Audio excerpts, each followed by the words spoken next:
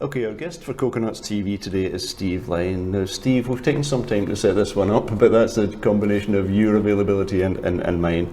Welcome.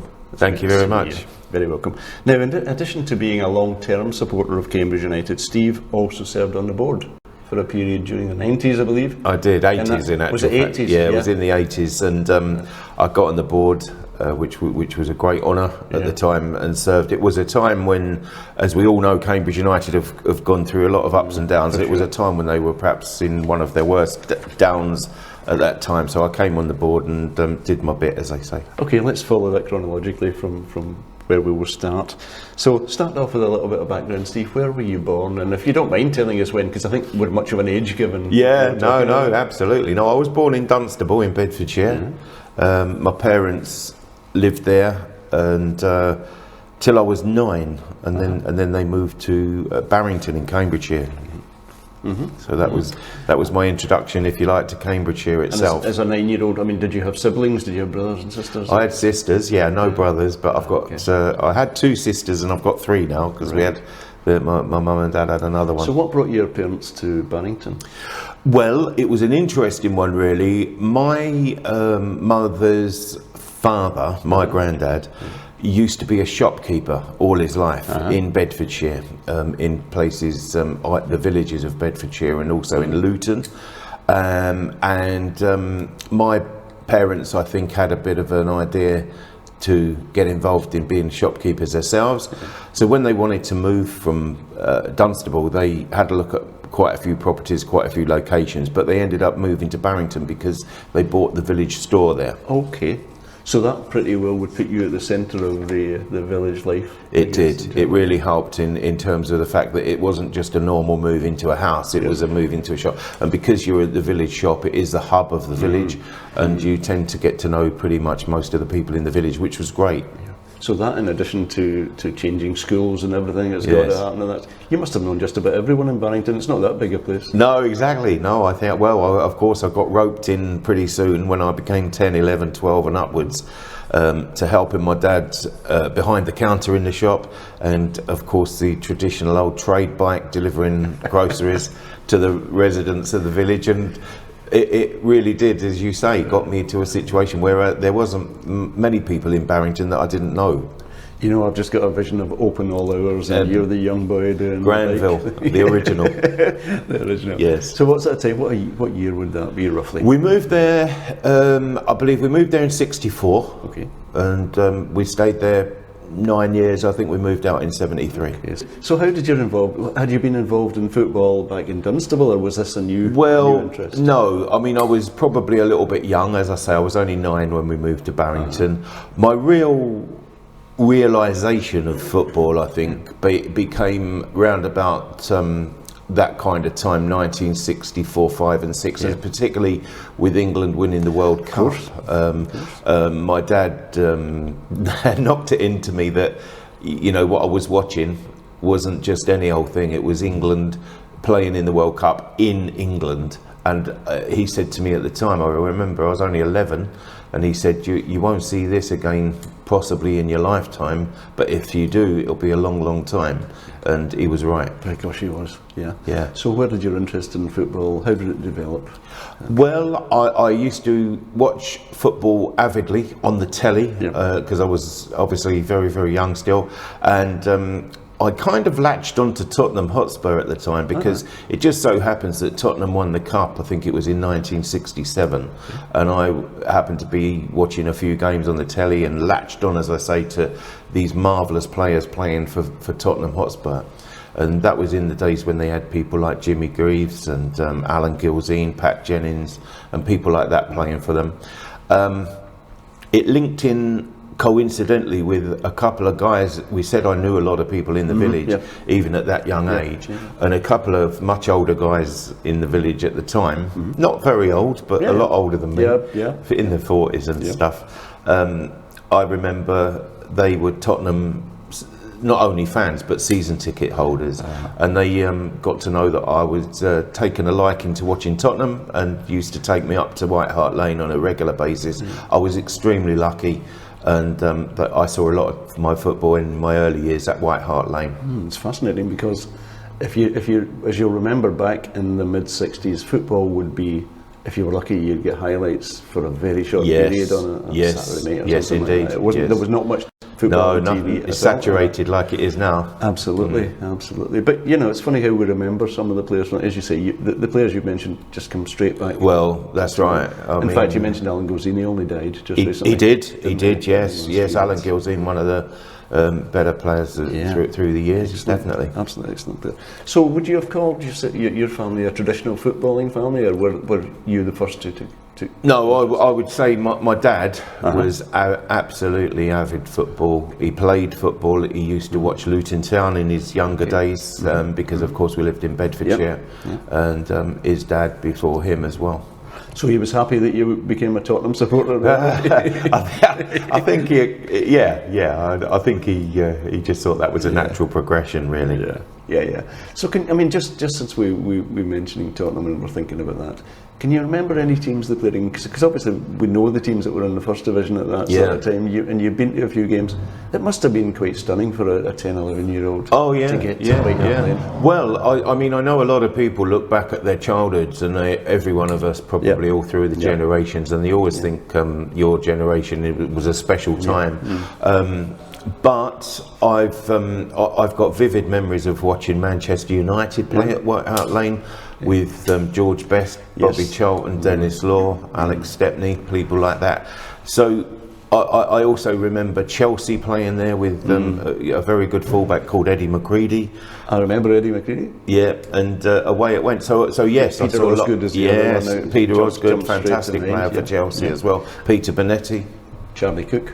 Yes. We could go on a long time. We could a long time, couldn't we, just on that? Absolutely. So let's turn it around a little bit. You've got your big team, which is a good thing, boys, because they're the ones that are going to get the publicity. But suddenly you're going to get your interest in Cambridge United started. So how did that come about? Yeah, well, that was a very, very interesting story, I suppose. Completely random.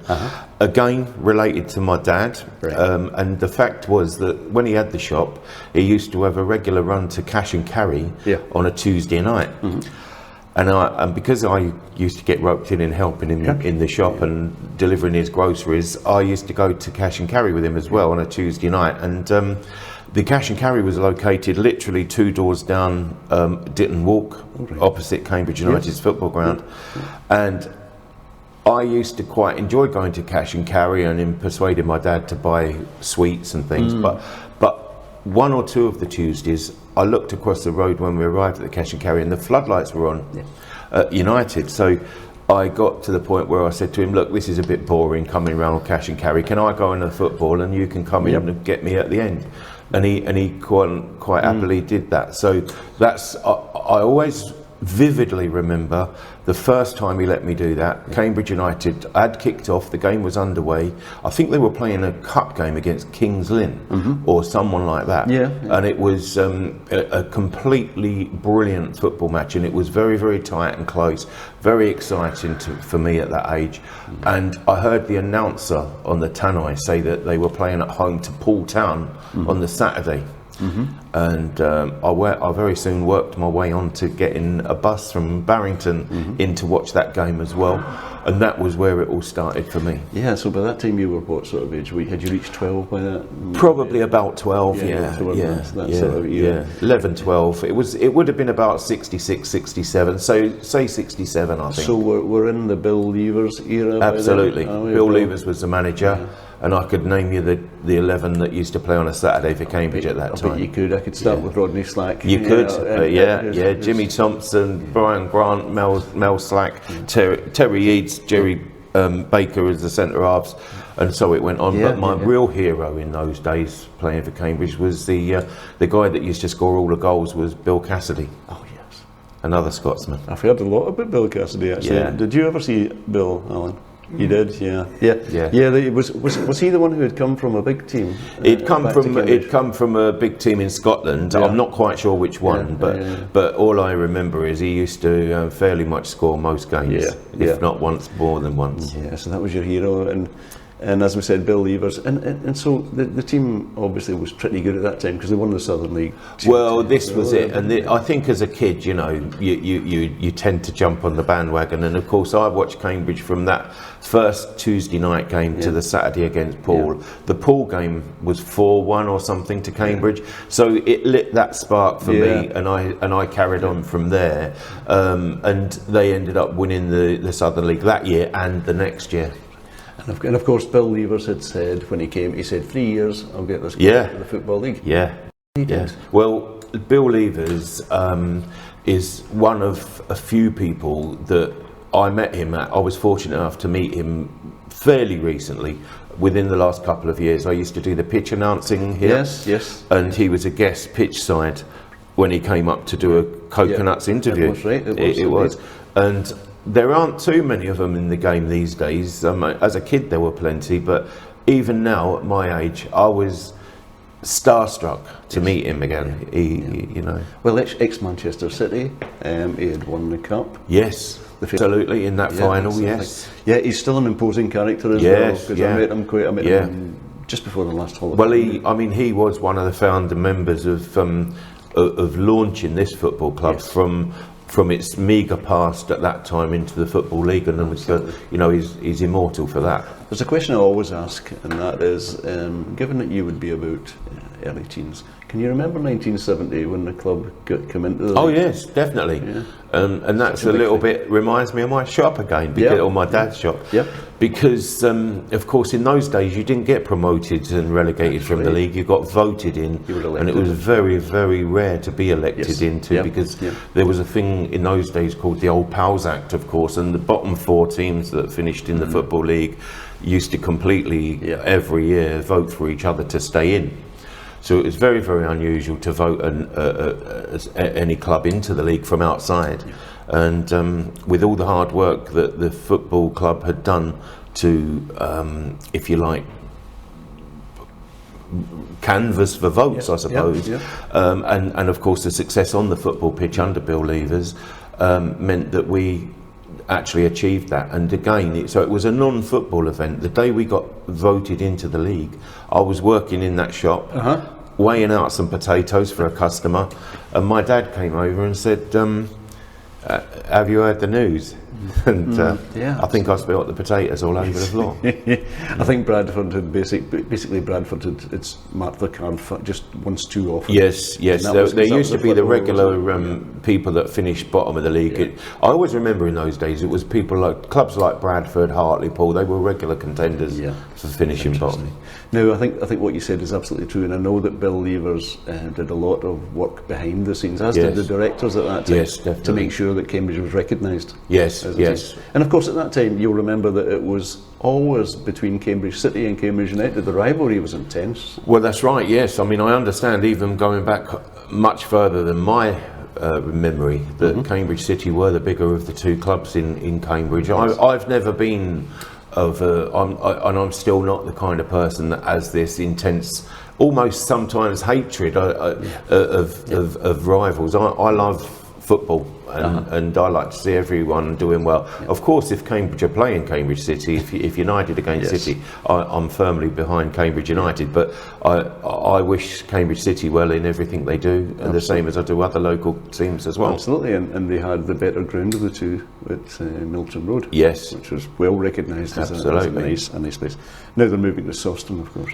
So you developed as a fan, but basically you must have got through your teens, through your 20s. Did you get to know anything behind the scenes, or were you the guy who turned up on a Saturday and watched the games? Very much so. As a kid and a teenager and growing up from there, this is a bit of a bone of contention of mine really compared to the more modern days, because I used to care about one thing, and that was winning or drawing on a Saturday and a Tuesday. I didn't care less and didn't pay any attention to what went on in between games. And I think that would be lovely if people could get back to just that, really, because I'm not a lover of all this. I mean, I could be wrong. A lot of people have got their own opinions, but fans forums and getting involved in what's going on behind the scenes. No, I think it used to be a lovely time when you could just worry about how your football team got on or in a football match. you had reached the stage. It's still a relatively young man. Yeah, relatively young. I was there. Whenever you were elected or invited to go on to the board. So you must have known people then. I mean, there must have been. Yes, I did, because the way that it went for me is I stood behind the goal and watched my football as a young man. I joined the supporters club. I'd sold programs. I worked behind the turnstiles. I worked behind the bar, and I did all kinds of stuff. Eventually, I joined a thing called the Vice President's Club. Yes, which was a wonderful club. And I thoroughly enjoyed it. And once I joined the Vice President Club, I got to know a few people, and perhaps more closer links to the boardroom, if you like. And as my business started to do quite well, I let it be known perhaps to one or two people that I would like to help if possible. And I wasn't thinking of being on the board. I was thinking of probably financial help at that time. And I spoke to a guy that a lot of people will remember, probably called Keith Loring. And Keith bridged that conversation between me and him and one or two other people in the Vice President's Club into the boardroom. And a slow process, but eventually I got a call to say, would I like to come and meet the chairman, which at the time was David Ruston. I met with David. We had a couple of chats over a period of time, and eventually I was invited to join the board. Can we think which year that was? I can't remember exactly, but I think it was about 85. Okay, so the club at that time was pretty well established in the league. It had been there since the 70s. In fact, it was doing rather well, because second division, I guess, had been there. Well, it was doing well up until a point previously to that, but the thing that happened, as we probably all know, was that just when we were swimming well along, there was a rule change at the Football League, I think, that said that all Football League clubs would start to keep their own gate money as opposed to sharing it. So we were doing ever so well in this division that we were in, the old second division, playing some massive sides, Newcastle, West Ham, Leeds, Man City, Chelsea. We were sharing the gates and getting on fine.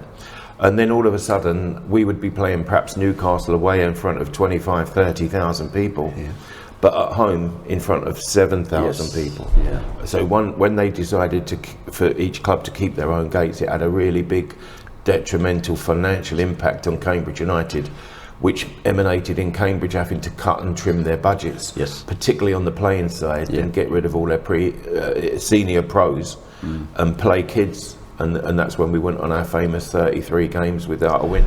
Yeah, it's famous. Can I just lighten it for a second? Now, there was a story that one particular director today told us about a set of keys and a Rolls Royce, and and they were lost. And where you eventually found them.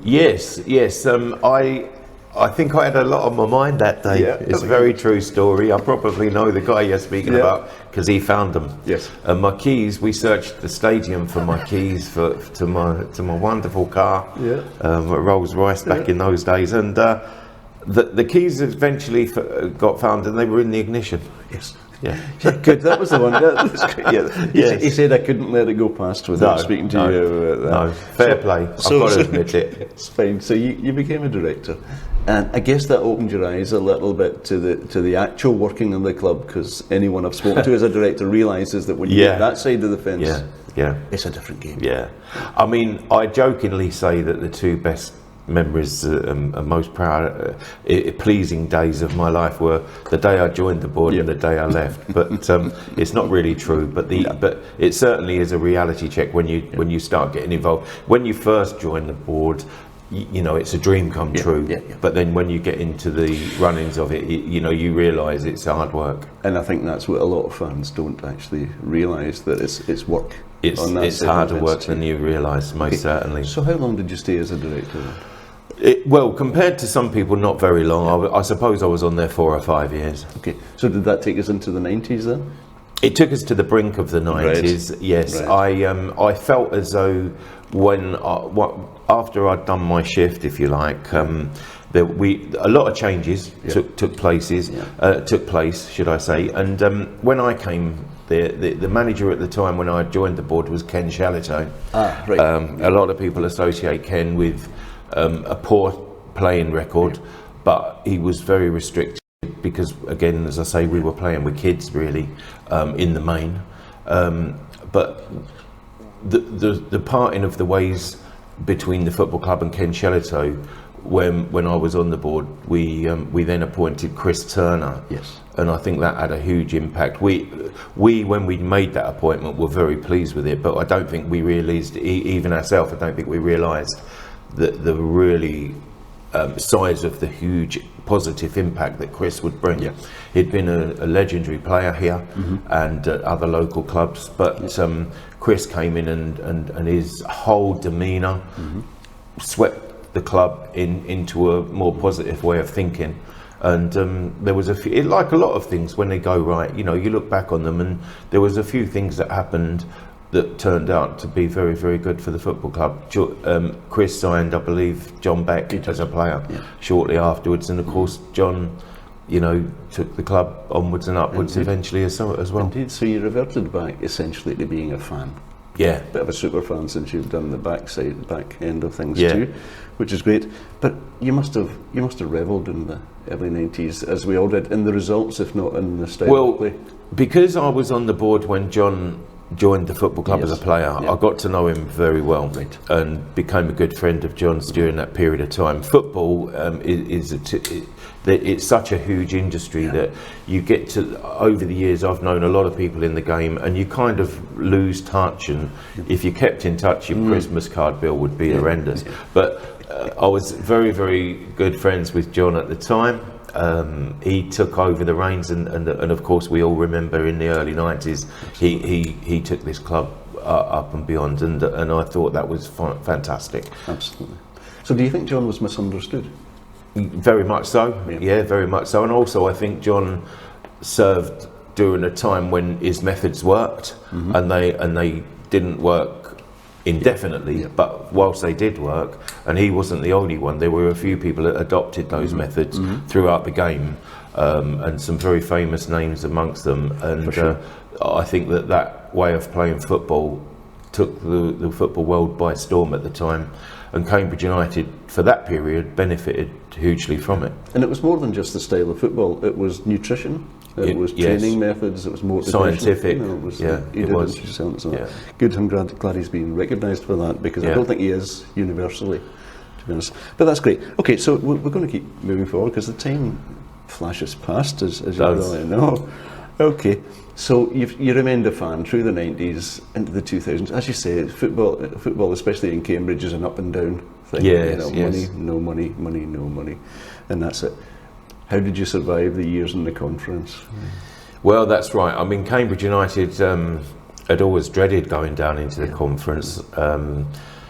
Probably, the only thing I would say is probably we would have been better off going down a little bit earlier and saving all the kerfuffle about selling the ground and everything else, because it wasn't as horrendous as people were making it seem that it would be.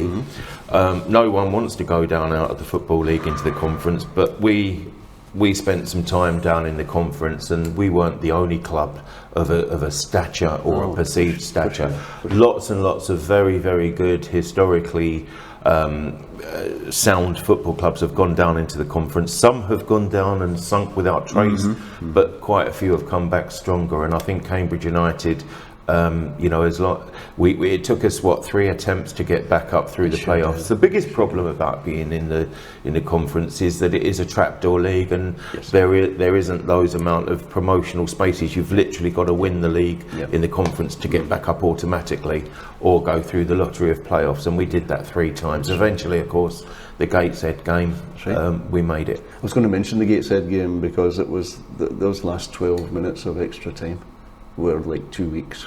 Yes, they were. 10 men. They were, of course, because Ian Miller got injured. I actually had the privilege of doing pitch side that day at Wembley, because it was during the time I was doing pitch side at the Abbey, those were a couple of good seasons as well. But that 12 minutes, do you know what? I can put my hand on my heart and say I was always confident we'd won that game. Easy for me to say. Yes, well, I wish I had been so confident. Right, now I know you've been to a few of the Coconuts Hall of Fame induction nights. Yes, in this yes, very, I have. very room. And you've mentioned them on your radio programme as well, which we thank you for a lot. Anytime. But they've been great nights, haven't they? Because seeing the players come back from different generations. Yes, well, that's exactly what it is, and that's what it's all about. And I'm, I very much respect what the Coconuts organisation has done in general, but particularly that induction of Hall of Fame, because it does exactly what we've been speaking about today, and it brings back those people that, if you like, have put the foundation into what Cambridge United is all about. Yeah. And the very first goalkeeper that we mentioned that I watched in my very first games, Rod Slack, was a big part of that, and he's one of the first to be inducted into top man. Yeah. And we quite often get the comments back, and you don't just do players, you choose an off-field personality. Ian Darler. Yes. No one's done more for the club than Ian. No. Well, he's been here almost as long as the stadium has, hasn't he? He's about 104. Yes. At least. Okay, right. We've done the start, the middle, and we'll just move on to the social bit at the end, which is now off-field. I know you have a very popular radio. I would say Radio Cambridgeshire, but I know you guys say Radio Cambridgeshire. It seems to me. Are you told to do that? Well, I don't know. I've never really listened to myself. Radio Cambridgeshire, not from BBC Radio Cambridgeshire. Yeah, I suppose I do. That's okay. I was wondering about that. So how did that come about? How did you manage? Well, again, it's coincidence and fortune. Not by design. I mean, I never ever thought that I would do a music-based program, but I suppose what's happened if we put it into sequence is I've been a director of the football club. And it was because I'd been a director of the football club that BBC Radio Cambridgeshire asked me to get involved in some summarising on the football commentary. It was only really meant to be a guest summarising spot that I did for a game or two. I went on there with a particularly, I suppose I put a little bit of humour into it, and they liked what I did. I don't know whether the people listening did, but the BBC did. And at the end of the day, at that time, the football commentator for BBC Radio Cambridgeshire changed from being Trevor Peer, who is a lovely fella, to Mark Johnson, who's equally a lovely fella. And Mark Johnson took up his role as commentator at fairly much the same time as I took up my role as summariser. And we worked together, first of all, sporadically, and then more and more, and it gelled very, very well, because I think Mark Johnson and myself were just what it takes, chalk and cheese a little bit. He's very, very good at what he does. I believe commentating and summarising are completely two different skills, and he is brilliant at what he does.